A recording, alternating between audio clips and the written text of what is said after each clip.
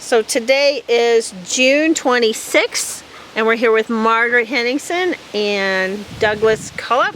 And Douglas is going to share some information that he has stored in his brain all these years about Crown King and his memories. So go ahead. You were talking about your train, your model train. So elaborate on that, because I didn't catch any of that. Well, I've always been interested in the railroad because of my grandpa being an engineer, and my dad was an engineer also, steam locomotives. So I was raised in a railroad family, and when I came back from the service in Vietnam, my dad had me all lined up to go into engine service to be an engineer on the Southern Pacific, but they didn't have any more steam engines, so I decided not to do that. I take it steam engines were your favorite? Oh, steam engines are absolutely fantastic. People do not even have an idea about steam engines. They are just really, really something. Yeah, you don't see those anymore. But they were built, they were hand-built, most of them, by Pete craftsmen that really cared, and then they were ran by engineers and crews that just absolutely loved them. I bet. Because you actually had to run them and know what you were doing. You couldn't push a button. Right. And make it do what you wanted to do. When do you think they started pulling the steam engines out? Well, they started pulling on the big railroads in the 50s. The late 50s were the 1956, I think, was some of the last steam engines on the Southern Pacific Railroad. Okay. But for the last 5 years, my wife and I looked up all the existing locomotives, steam engines, on the computer, and we went on, I want to wait for Karen to get back, but anyway, we went all over the United States hugging and kissing steam engines. That was quite a trip. For 3 years, and my wife loved to photograph them, and I think I have books. Her books, I think we photographed over 390 steam engines. Oh, okay, you saw a lot of them. And then she knew that I wanted to run them, so she always paid for me to get a cab ride. And most of the time when I could get a cab ride, the engineers would always say, "Get up here, Doug, you know more about this than I do." So I have ran 5 steam engines so far. Very cool. In fact, in one place in Colorado, she rented the whole locomotive for me all day. I got to start it up, back it up. She was in the caboose with the crew, and I got to run it into the little town and have lunch and turn around and run it back. How exciting. She rented the locomotive for me all day. Wow. I didn't bring those pictures with me, but anyway. So we have photographed nearly 400 steam locomotives, existing steam locomotives. Quite a collection. And I always get excited when I find the kind that ran up here, the consolidated, which is 2280, and that's the latest up here. So that's sort of my railroad thing. So the railroad, when they came up here, the train, the engine was a steam engine, and it was full-size, regular size, right? And I know you have to have water stops along the way, right, with the steam engines? And where did you pick up water, do you think, where they did? Well, the most interesting thing about the water is they were running short of water in Crown King. You were having a little drought here. So they went down to, come on, I want my names to pop up. What's the name of the place down where the switchbacks start? I'm sorry. Middleton? About my memory. Middleton? Anyway, what it was named for down there, the ranch anyway. Oh. Anyway, and they ran a water line Well, I knew it on the way up. I went through it. Anyway, they ran a water line from where the switchbacks, where you know where they come through the mountain, where you came through the curved mountain. What's that called down there? Anyway, I'm sorry. But Bronco anyway, Springs? Crazy Creek? it was Crazy Basin, but the Crazy name of the Basin. ranch down there. Oh, I don't know that. Anyway, they ran a water line from there all the way up to Crown King. Oh, they did. And the switchback, you can see part of the water line where they ran it up here, so they had water in Crown King. Oh, no kidding. Yeah. And I know the dates on the water line, but anyway, and that was the quickest way to ride down to Middleton, was ride down the water line that they built up here I did not know to bring that. water into Crown King, because there wasn't enough water for the steam engines. So, For heaven's sakes. Oh, that I never knew. and I can show you when we go on a tour. I can show you where the water line was Okay. from the switchback where they used to have. You know where they used to have the big snowplow parked all the time? The big metal snowplow that fit on the Caterpillar on the first switchback.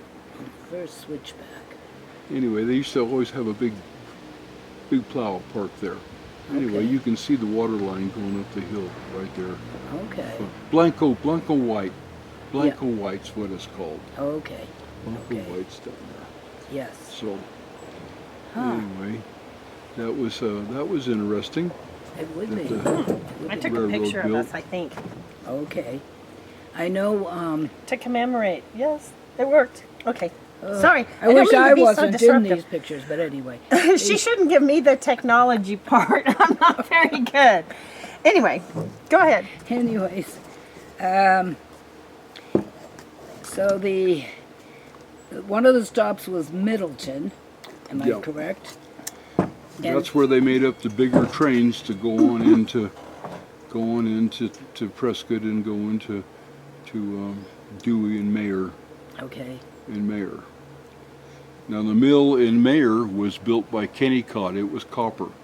Oh, really? That was from the silver, I can't think of it. The Bluebell Yep. and the Copper Star were the two copper mines.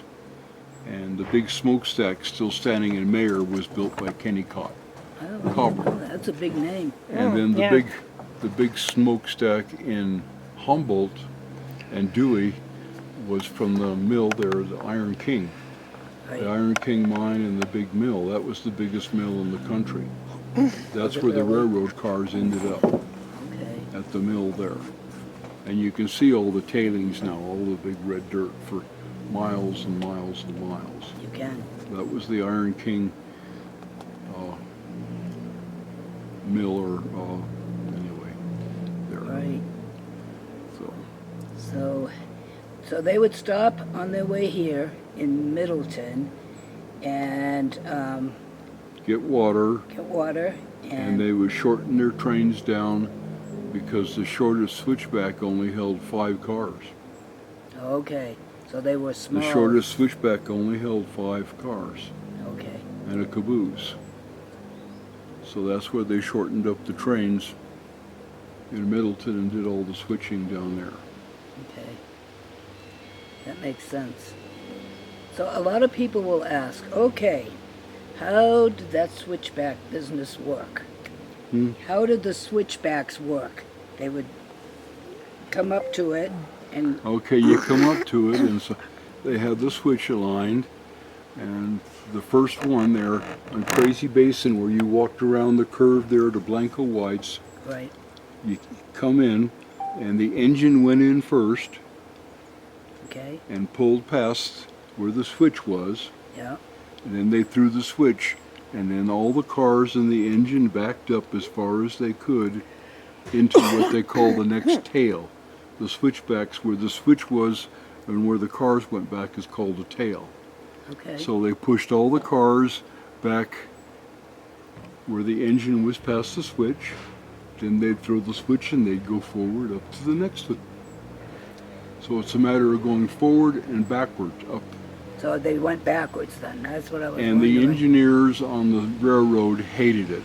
Did they? It was a lot of work, Yeah. a lot of work for them, because they had to stop the engines, they had to put them in reverse, and then they had to get the train going again. They hated this run up here. It'd be a long run. And well, you should have did you get a copy of the timetable? Sarah's book, John Sayre's book? It's got a copy of the turntable, when the trains leave and how long it got up here. And back when it was really running, when they ran 3 trains a day. Right. I know. And that was a lot of ore they had stored up here. Because they had all the ore from the mills, from the Orabelle, from the Crown King, from the Philadelphia, from the Union, from all the mines were all stored here because they stopped shipping it by wagon and mule when they knew the railroad was coming. Okay. There was, in fact, some books I've read said that the railroad actually paid for itself in the first 2 years. There was so much ore stored here. It was paid for in the long run. There was so much stored here to run, and that's when they ran 3 trains a day. How many years did they run 3 trains? Well, when did the railroad get here? 1904. 1904 until 1920. Yeah, they pulled them out in 1926, I think, the rails. Yeah. It stopped a little before then. Yeah. Okay, so they ran a lot. Because mainly the government subsidized gold and silver during World War I, and they subsidized it during World War II. Right. And the people that built the railroad got tax exempt, and they also got paid by how many feet the railroad went up. They got an extra how many altitude the train climbed. Really? So Mr. Murphy was quite busy down at the Capitol massaging people to get all the money he could to build the railroad. And did he have a mining interest up here, Murphy? Oh yeah, he owned part of the Crown King mine with your relatives. There's a picture of them all standing by the Crown King mine. Okay. Murphy and all of them up there. It's with one of the books I got anyway. Okay. And yeah, Murphy owned an interest in all these mines and down on the border, and he was quite the promoter. He had big interest and a lot to gain from it. And he knew how to do it. Right. But most people don't realize they got extra money for how many feet of elevation they climbed with the railroad, and then how much they did. So anyway, the history of the railroad is just amazing.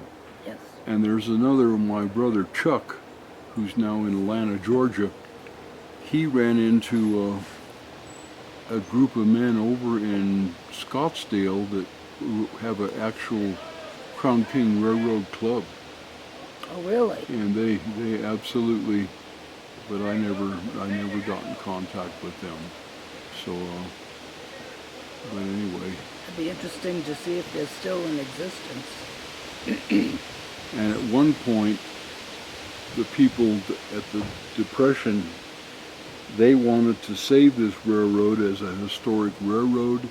They actually introduced legislation, but the drinking probation days, Horsethief was a favorite place of all the government officials. I bet it was. So all the government officials says, no, we got to keep the road so we can go to Horsethief. Because there's wine, women, and song in Horsethief. And nobody will bother us during probation. So that's what actually killed the railroad. Or else it probably might have been an historic railroad and they might have kept it. I didn't know that. Very, very interesting. There was a lot of people that were interested in the engineering feat of the railroad and how it was run and how many hundreds of tons of ore that went down it. And one thing I always stopped and read, there was Margaret, there, and you probably remember, there was the most beautiful redwood routed sign just past Cleator that had a little picture of the train that told how long the railroad ran, when it was built, how many tons of ore that was moved down the railroad, and somebody's got a picture of it. I know the Forest Service does. I believe they do. I've heard of it. Because we were looking at resurrecting that, and Right. That Putting it needs to be back. put up, and the guy that, let's see, who built my cabin up there? Herbie Shepherd. Herbie had his laser thing that he made these things with. He sold that to a guy in Humboldt, and if we get it made, we need to get it made out of 3/4 inch steel and put it up. And if you do, I have some of the original railroad railing from the railroad, really, because they made cattle guards out of it. that would be very cool. And the old wrecker on the Forest Service, one of the fun jobs you got was following behind a road grader, pitching all the rocks off the road with a rock fork. They don't do that anymore. No. But we used to take 3 or 4 guys behind the road grader and scrape all the big rocks off the road. Did you Wow. So, Wow. so you get to know the road grader guys really well. And it's a lot of fun riding in the cab of the road grader when he's going along the edge of the switchbacks and the front wheels are hanging off over the edge. It's pretty exciting. really? I bet it is. No thanks. I never thought about that.